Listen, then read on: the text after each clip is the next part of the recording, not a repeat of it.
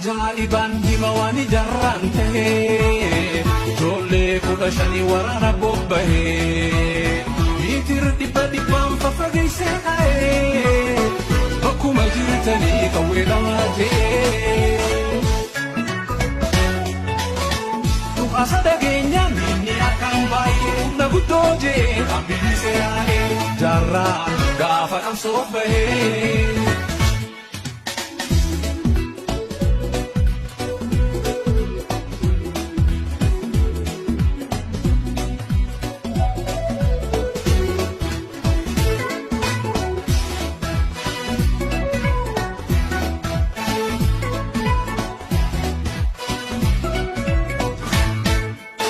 Namni haqa dhabee haqa isaa barbaada kan haqa didimsee jalaa dho'isu yaada kan gaaratti galee haqa saba isaa barbaada hangafa ifarra jaarraa abbaa gadaa galanni jannata seenaan isaa guddaa.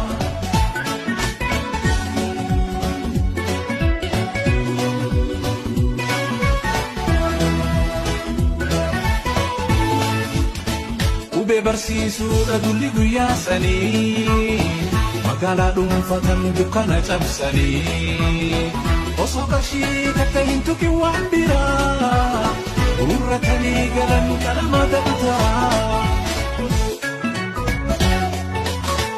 Abbootiin qabeenyaa irraan gammadanii allama gan jechuuf qabeenya geessanii jaarraa gaafas moggaasanii.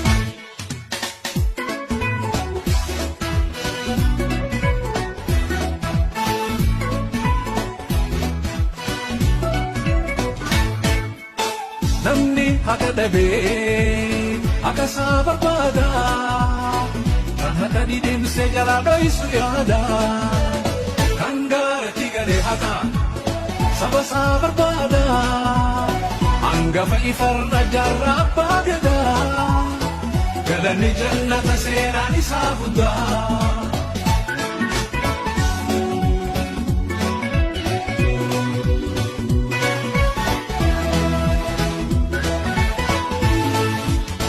Saamicha seenaatiin maqaa isaan faadu hin dandayu namuu dhugaa shirriin haadhu gocha badii hin qabne kan dhaloota boru hojjeteeti dabree goonni goota caalu.